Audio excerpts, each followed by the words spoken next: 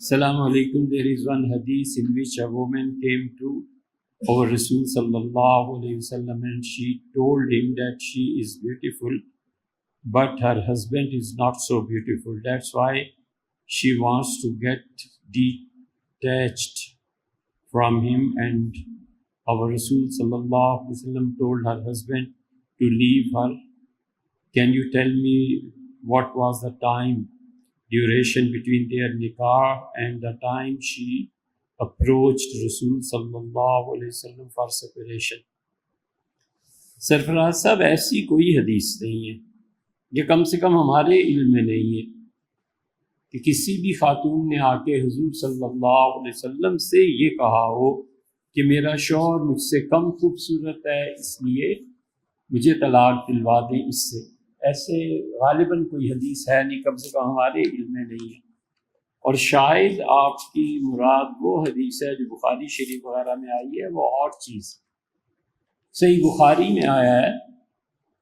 ام المومنین سے عائشہ رضی اللہ عنہا فرماتی ہیں کہ رفاع کرزی تھے، انہوں نے ایک آپ نے اس حدیث کو سمجھنے کے لیے ایک بات آپ نے دیکھی ہوگی، خواتین جو چادریں اوڑھتی ہیں، بسا اوقات دوپٹے بھی اوڑھتی ہیں، خاص طور پہ سرائکی ایریا میں خواتین اس کے ساتھ پھندنے چھوٹے چھوٹے پھول لٹکا دیتی ہیں تاکہ وہ چادر خوبصورت لگے۔ وہ ہے بات یہاں کہ وہ آئی، انہوں نے ان کا نکاح ہوا تھا رفاع کرزی سے، اور رفاع کرزی کے متعلق انہوں نے کہا کہ اللہ کے رسول حضرت عائشہ رضی اللہ عنہ کہتی ہیں انہوں نے خاتون سے شادی کی، رفاع نے پھر اسے طلاق دے دی، فتزوجت آخر، تو اس لڑکی نے کہیں اور نکاح کر لیا، تو حضور صلی اللہ علیہ وسلم واس حاضر ہوئی، فذکرت لہ انہا لا یاتیہا وانہ لیس معہ الا مثل ہدبہ، اور آگے عرض کیا کہ اللہ کے رسول، یہ جو میرا دوسرا نکاح ہوا ہے نا،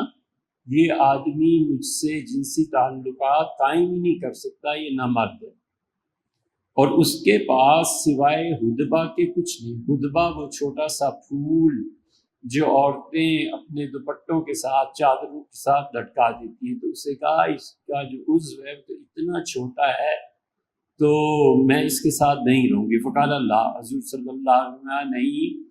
تم نے پہلے شوہر سے طلاق لی ہے رفاع سے، اب تم دوبارہ رفاع سے رجوع کرنا چاہتی ہو تو یہ ممکن نہیں ہے، حتیٰ تذوقی اسیلتہ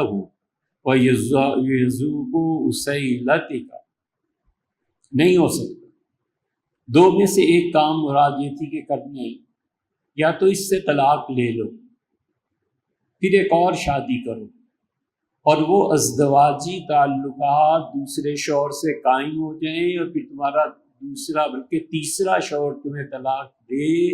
تب جا کر تم پہلے شوہر سے شادی کر سکتی ہو، اور یا پھر اسی کے ساتھ رہو،